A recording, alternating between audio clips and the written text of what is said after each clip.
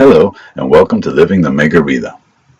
Santa brought us a Creality Ender 3 Pro printer for Christmas, and instead of waiting to do all the recommended upgrades, we decided to do them all in our initial build.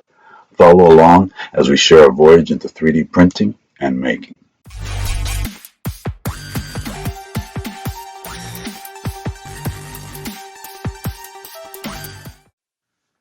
This is my 3D printer. There are many like it, but this one is mine. The Creality Ender 3 printer is one of the most popular open source 3D printers on the market.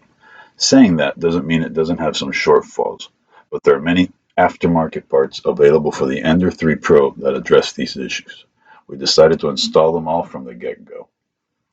These are all the parts we're not going to need. We're going to replace the control board, the display, the extruder, the hot end, and the bed springs. We're also going to add automatic bed leveling, filament runout sensor, and a Raspberry Pi to run Octoprint, as well as a few 3D printed parts to finish it all off. We made sure we had all our parts and tools, and we began to assemble the printer per the excellent assembly video on the Tomb of 3D Printed Horrors. We started at the 426 mark since we're changing our hot end.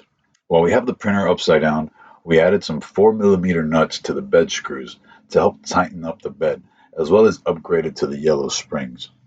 Most important part of all this is making sure that all the screws and nuts are tight and that your concentric nuts are right.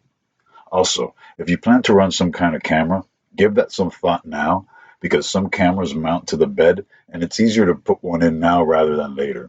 We used the Ender 3 reinforced handle with a standard camera mount, so we installed it now.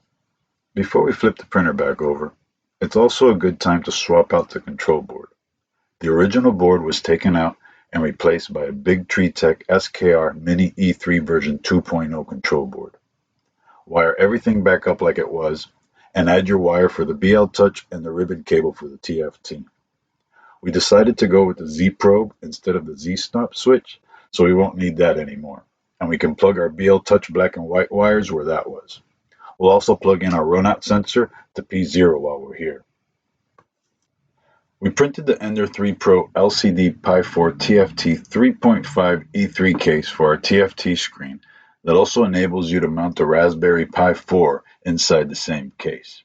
The new TFT screen bolts right in, and the Raspberry Pi goes in with some finessing and a couple of screws. Truth be told, while the TFT screen is nice, I found myself using the Marlin interface most often. I feel like the scrolling and changing the filament is much quicker that way. And once I got Octoprint working, I found I hardly used the interface at all, except for maintenance. When we got to the X-axis assembly in the video, we switched over to the Micro Swiss dual gear direct drive upgrade for Ender 3 video from Modbot and assembled our direct drive hot end as recommended.